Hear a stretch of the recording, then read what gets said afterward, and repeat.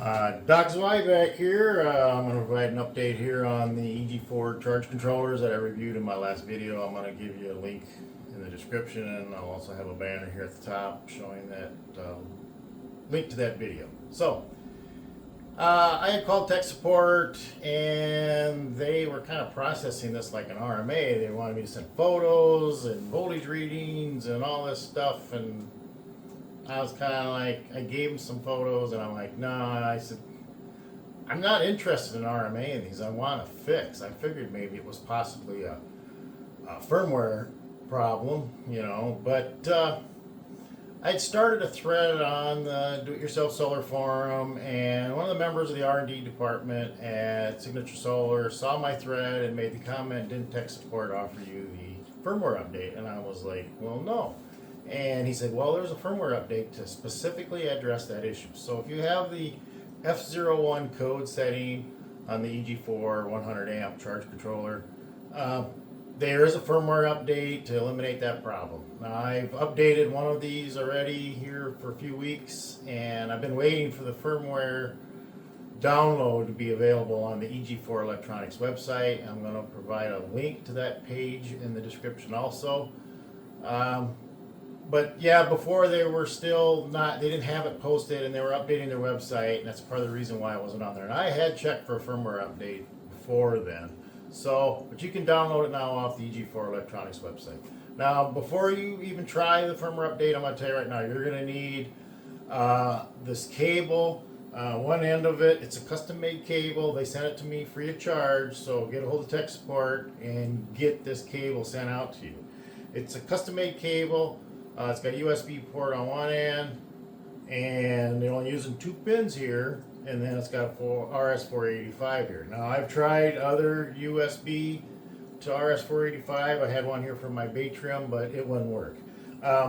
In the firmware download, you'll find that there is a driver for this cable included in there, and you need to install that driver first. We're going to go through that process here later. I'm going to show you how to download that firmware update, and then how to update your firmware in your charge controller. These are really, with the firmware update, it eliminates those problems. And yeah, tech support still kind of sucks down there at Signature Solar, and you know, but really, if these charge controllers don't have any troubles other than that F01 code setting, and this firmware addresses that problem, then I guess you don't have to deal with tech support. So, you know, so we're going to get started. I'm going to have this video in a couple different parts here. The next part, I'm going to show you how to download the firmware, how to install the driver, and how to install the update. It's pretty simple, pretty straightforward, but it took a little guessing on my part to get some of it done because they didn't have any instruction sheet. I noticed that on the download now that there is an instruction sheet in there, and it'll show you what file you need to use and this and that. But they didn't address some things. You'll need to go ahead and know which COM port you're using for the cable. If you only have one USB port plugged in, then it should automatically pick it up. But I'll also show you how to find that on a device manager. So let's get started, and hopefully those of you that have been seeing this F01 code setting will get this firmware update installed, and that eliminates that problem. Just remember, you're going to need this cable, and they will send it to you for free. All right, thanks. Let's get started. Okay, we're going to start here on the EG4 Electronics homepage, and we're going to go up here to Resources, and we're going to click on Downloads. Okay, we're going to scroll down here and find the charge controller. And here's the charge controller. Now we're going to go here and hit the download button. Okay, when it's done, we're going to see we have this here right here. The other place you can find it is in your downloads file. Okay, and click on that. It brings up this page here. Now we want to extract all the files because this is a compressed file. So we're going to hit extract, and we'll click on extract there. Okay, that opens up this, and then we're going to double click on that, and that'll bring up the USB driver application to install. Okay, we're going to click on that, We're going to hit yes. Okay, we're going to choose English. Hit next. Okay, so then we're going to hit next again. Okay, and then we have the driver installed. Okay, next thing is that I've been running these, doing these firmware updates in the daytime when the unit's running. I don't think you can get it powered up any other way. So just keep that in mind that you'll have to do it during the daytime when you have PV power coming in. And you'll need the special cable, of course, from Signature Solar. Okay, give me a few minutes and I'll get the cable hooked up and then we will begin installing the firmware.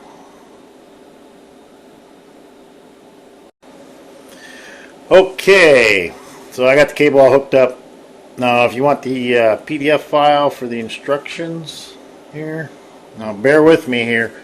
This cable, when it's hooked to your computer, makes my mouse extremely buggy. So if you were to open up the bottom line here,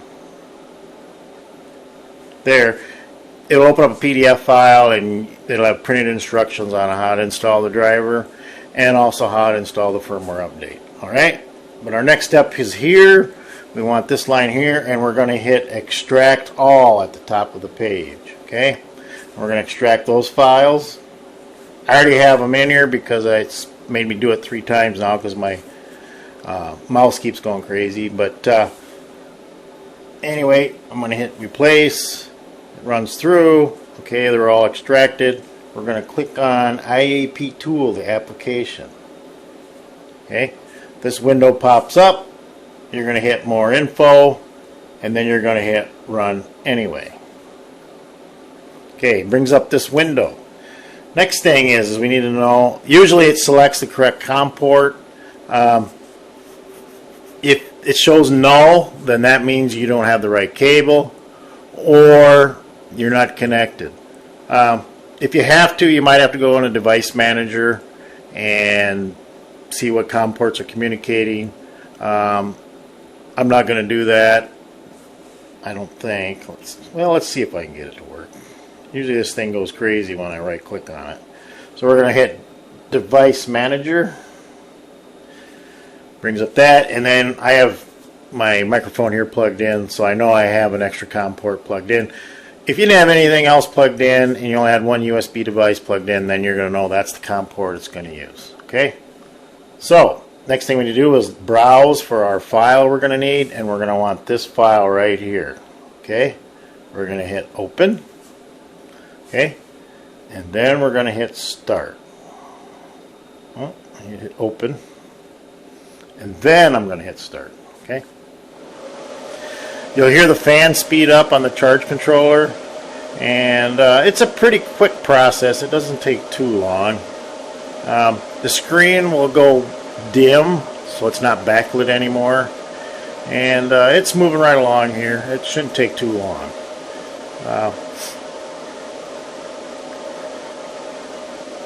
One important thing is do not lose power to either the charge controller or your laptop at the time. Okay, we're already halfway there.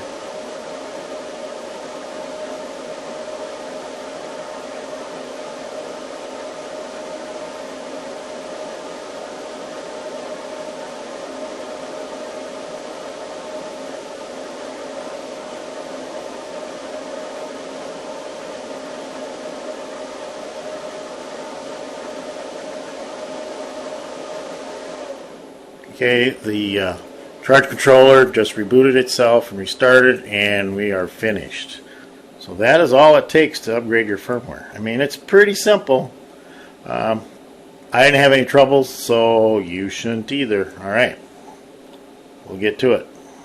Okay, so after this firmware update now, would I recommend these charge controllers? The answer is yes, I would. I mean, even though you have the tech support that sucks there, if they work and you don't need it, then I guess it's not an issue. I mean, these are a pretty good charge controller, very efficient. I did see where they powered my inverters when my Batrium shut down my whole battery bank here. Batrium had a firmware update, and in the process it reset all my settings, and so it created a critical fault and tripped the shunt trip and shut my batteries off. And I was standing right here when it did it because I was updating the BMS firmware, and the inverters never shut down a bit, and I don't have AC turned on to my inverters. I run my whole house off grid here. So the charge controllers just kept supplying the power the inverters needed. Now, there's some limitations there, but that's a huge advantage. I mean, I was just kind of like surprised, and I hit it by accident. So yeah, these work. I do know there's one other video out there where somebody had installed one of these, and he said that it started locking up, but I don't think he's installed the firmware update yet. He wasn't, knew it was available until I mentioned it in the comments to him. So hopefully he'll download the firmware, get it installed, and maybe that'll correct his problem. But I've had one of these installed longer than he has had his installed, and I can tell you right now, that thing has just worked fabulous. So, that's a good unit. I mean, there's no denying it. And I was pretty dejected with the tech support being so sucky on it. And they really need to overhaul their tech support system and have some specialists that know the product in and out. It appears they're using salespeople for tech support. They have a dual role there, and that creates some issues. So, I have to thank Marcus at Signature Solar for telling me about the firmware update. They really stepped up once they found out that I was having a problem, and wanted me to get that firmware update installed right away. And they sent me that cable as fast as they could, and I tell you, I haven't had any trouble with it since. So it's a good unit. Yes, I do recommend it, but under the stipulation, be aware that there could be tech support issues at Signature Solar. But they also took back my 6500EX inverters and refunded my money. So, they're improving. There's a lot of changes need to be done there, but hopefully they'll get better at what they're doing. But, in this case, it's a pretty simple charge controller. And I'd recommend it. I really would. If you want to add a few more panels and don't want to add it and then run out of MPPT ports on like your inverters, I'd highly recommend buying this charge controller and using it. I mean, it'll take the power. It's rated for 5,500 watts, so it's a good unit. So anyway, I'll see you in the next video. Probably gonna show my array maybe on the next video. I haven't got that done yet, so I'll show you what I'm using for an array, what I use for a mount, what my thoughts are there. My mount was purchased. I did not build it myself, so we'll see what's going on there. All right, so until next time, I'll see you later.